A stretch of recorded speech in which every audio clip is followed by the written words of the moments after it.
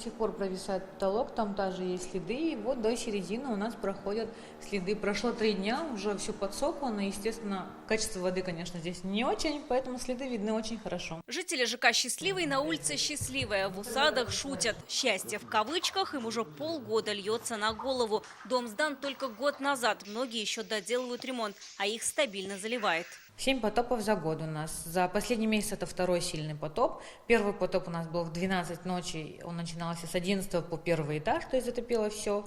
А второй был тоже вечером, но так как все были дома, сумели быстренько скооперироваться, и до первого этажа потоп не дошел. Но повторно те же самые квартиры у нас затопило. Здесь везде была вода, стекало все вниз, получается, здесь прям лужи стояли, когда мы приехали. Ринат Каюмов говорит, был в шоке, когда увидел, как по стенам течет вода. Его затопило дважды. Первый раз месяц назад, второй в начале этой недели. Никак не могут высушить квартиру. На стенах появилась плесень. В первый раз вышла на 8 тысяч, вот второй раз вышла на 13 тысяч. Это мы, получается, это поклейка обоев, заново купить обои, получается, и сушка квартиры. Такая ситуация у половины дома. Сделали дырку в потолке первый раз, а во второй раз с этой дырки уже стекало. Я подставляла тазики, вот, все стены, все было мокрое, вот.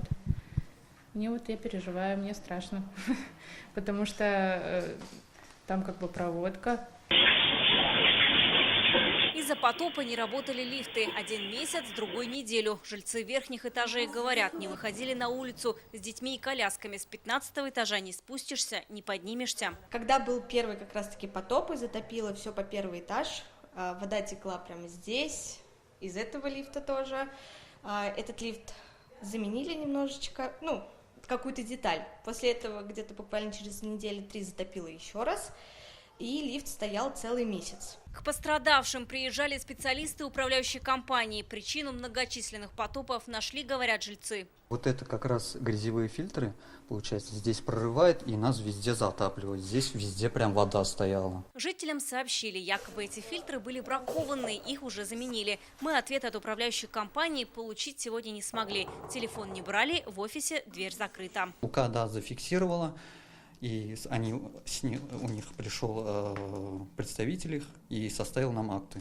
И уже с ними мы пошли к застройщику. Кормят завтраками, получается, да, вот будет через неделю, будет там, вот там кто-то признал свою вину, скоро возместят ущерб, но никаких мы денег еще не увидели. Пострадавшие сейчас будут добиваться возмещения ущерба. Дому только год, 5 лет он на гарантии. ЖК построила компания «Спецкаучук Ремстрой». Только от застройщика, говорят жители, новостей нет. Мы сегодня приехали к ним в офис, но и здесь двери были закрыты. Мы будем следить за ситуацией и готовы выслушать позицию управляющей компании и застройщика.